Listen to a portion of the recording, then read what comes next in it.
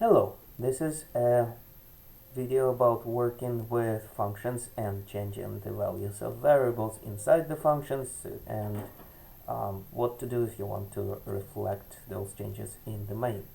So assume you are working on some game project and for some reason you have variables x, y, and z at the moment 100, 200, and 300. By the way, this is a short way to Pythonic way to define a bunch of variables in one line.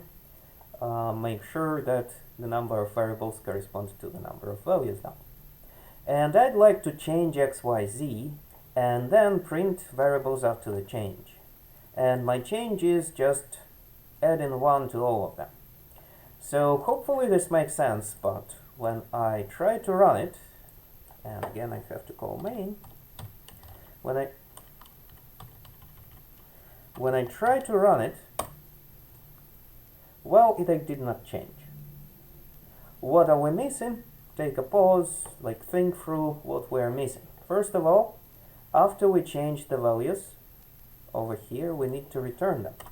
Return A, B, C.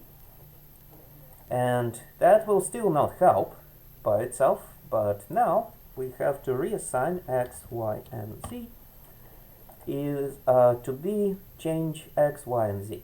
And that way, the variables will be changed, they will be returned, and the x, y, and z in the main, they will be reassigned to whatever resulting values are, which is basically same plus 1. Okay, let's run the main.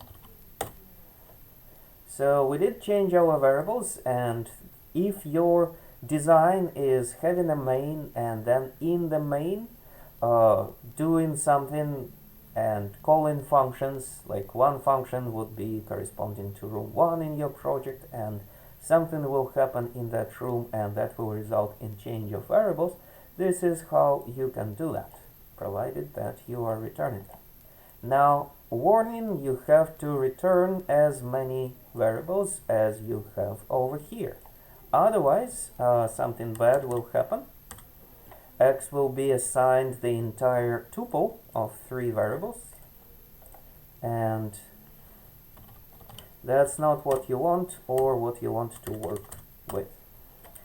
So the first thing printed, the x value, is now a tuple of 3 variables, and y and z did not change. So you want to match the number of outputs with the number of inputs. And hopefully it helps if you decided not to use a dictionary.